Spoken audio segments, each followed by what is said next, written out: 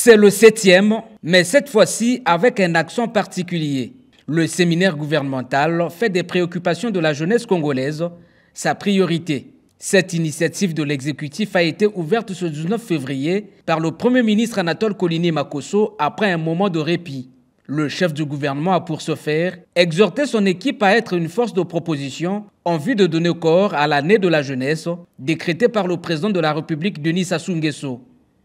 Il se tient dans un contexte d'année de la jeunesse, conformément à la décision prise par son Excellence Monsieur le Président de la République, chef de l'État. Tertio, il se tient à moins de 2 semaines de la tenue de l'Assemblée générale du Conseil consultatif de la jeunesse, convoquée par le Président de la République du 28 février au 2 mars 2024.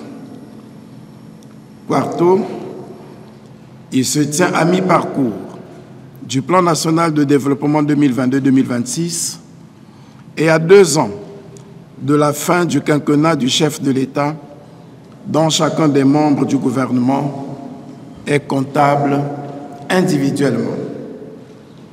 Avec son engagement de matérialiser le plan national de développement 2022-2026, le gouvernement évaluera également ses performances en ce sens durant cette rencontre de 3 jours. L'objectif ici est d'avoir une idée nette de ce qui a été déjà fait et entamé, ce qui reste à faire, notamment la poursuite du redressement du tissu économique.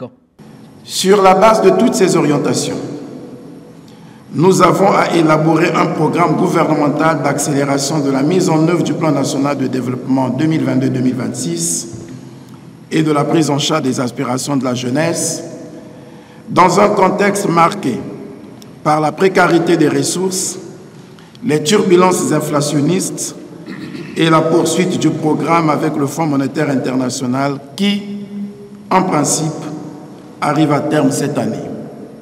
L'acte 7 du séminaire gouvernemental se tient au moment où les questions d'eau, d'électricité, d'insécurité et bien d'autres constituent toujours le cauchemar des Congolais.